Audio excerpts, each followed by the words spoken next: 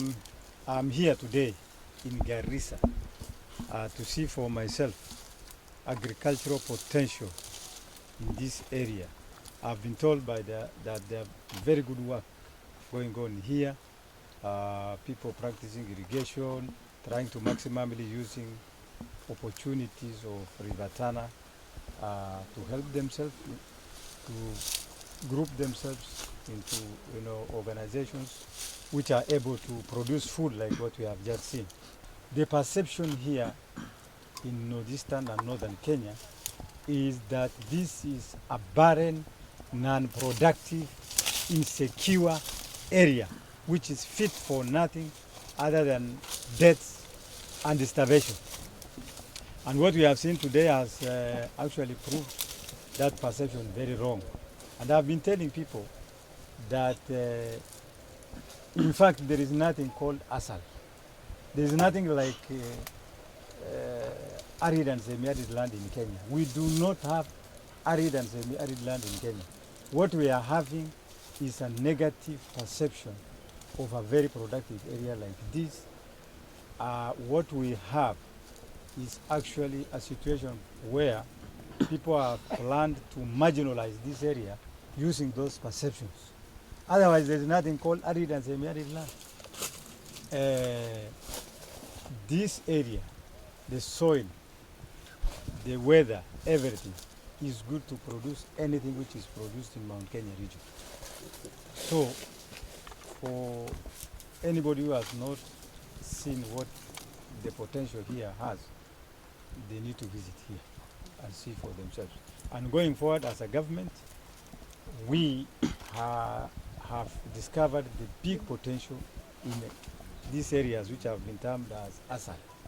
Actually, it is actually the next frontier of keeping Kenya food secure.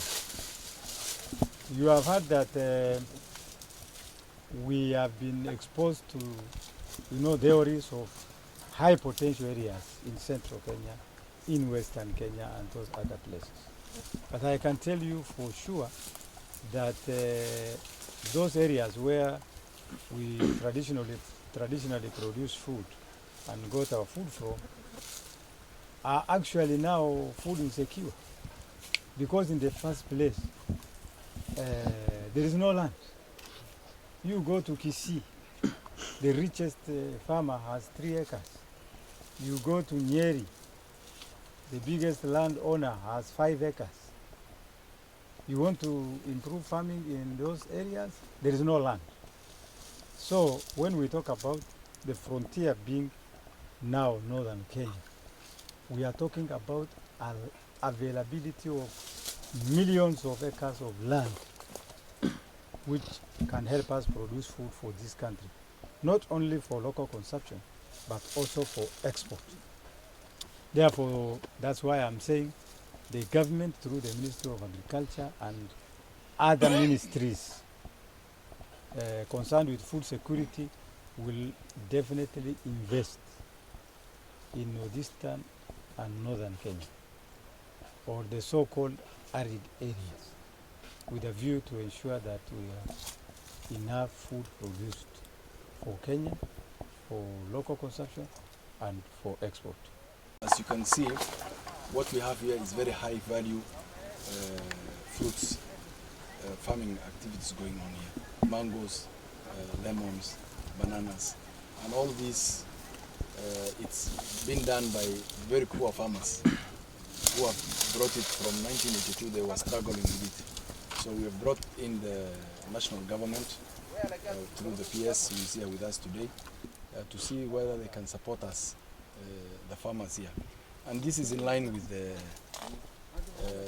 government's policy of bottom-up economic program.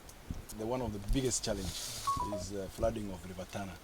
At least every rainy season, which is we have 2 in the country, the long and the short rains affects these farms. Riverbed bank erosion is too real here. Maybe 2 or 3 months of the year, we don't access these farms. They are totally destroyed by the... In fact, as you heard the chairman saying, part of his farm is gone to the other side of the river. It's now in Tana River and not in Garissa County. So, and this is brought about by mainly flooding or release of water from Kengen dams in Kiambere, Masinga, Seven Forks. Once that happens, then these farms are, and it's actually a big discouragement for the farmers here. They get discouraged because all their farm produce is destroyed during that season.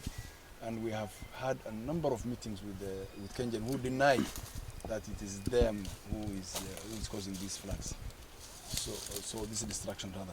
So we will maybe require your intervention that this kind of destruction, how we can minimize it. We might not eliminate it completely, but at least to see how we can help us through the government, how this can be minimized.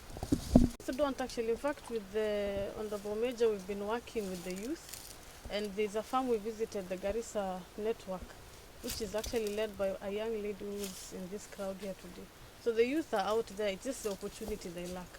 And as a member of parliament, I'm here to voice their issues and also, work hand in hand with the government to see how we can support. So it's something that we've been discussing with the Mheshimiwa here. And with this opportunity, I believe we're able to even advance because they have their farms shying away, it's just that they lack the resources. Yeah. But the national government is looking towards our side.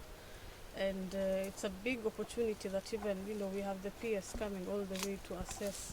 Sometimes also first-hand information from the farmers is what is needed. So we are grateful to the PS, we are grateful to the national government, but also the media. This is now a way of also showing the other side of Garissa. It's not always about terror and insecurity.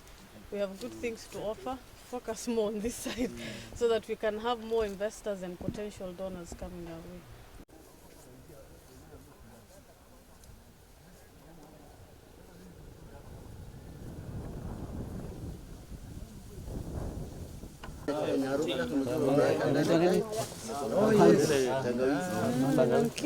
Unapanda hapa. Piga picha mzuri bwana. Hizi picha ziko sawa. Kabisa. Tutapiga hiyo picha mzuri.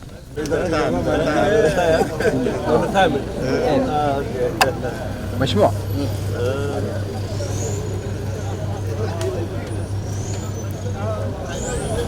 Nani wapi huko? Kadhodu? Kithendu. Kithendu?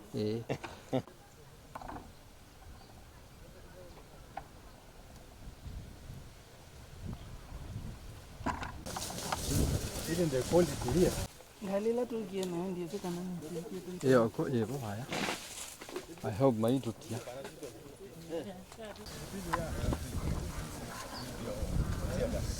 Oh, hii ni atega.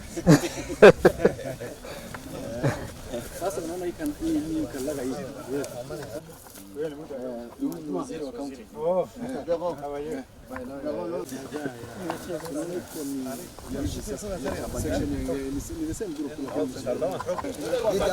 Hata kama ni expensive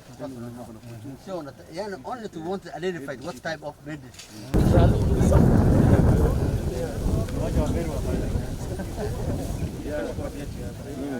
The meeting, after the meeting, you have never talked. If you have.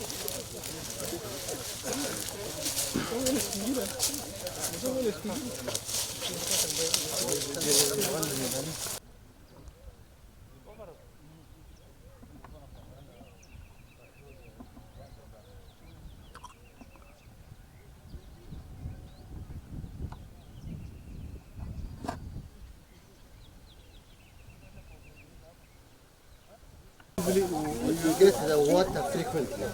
Yeah. After every week, you must give water enough. Yes. Panda hii miti. Wewe sikusha analala juu ya miti. Hata kumrushia maji. Hata ngombe iko mbali. inameza, saa nyingine hata inakata katikati, maji inapotea. Marka waxaan rabnaa kanaalka in la hagaajiyo. Ulisema ni 1.2. Ile perfumes yao. This is all. It's almost 10 years old. This is this is 10 years old. 10 years old now.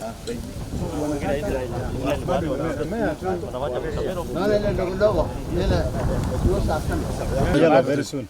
Na disease ina affect hii mamiti yote vile mnaona. And they need to know which is it. Hawajui ni gani. We get You know, like in sasa unajua ile ya export. Yes. Unahitaji something like 10 containers. Yeah. Look at now, this one is, this one is the Hiyo ni lemon. lemon. See a lemon? This one is orange. Orange, yeah. Orange, yeah. And if it arrives, it will be yellow, like the color of orange. And it's very sweet.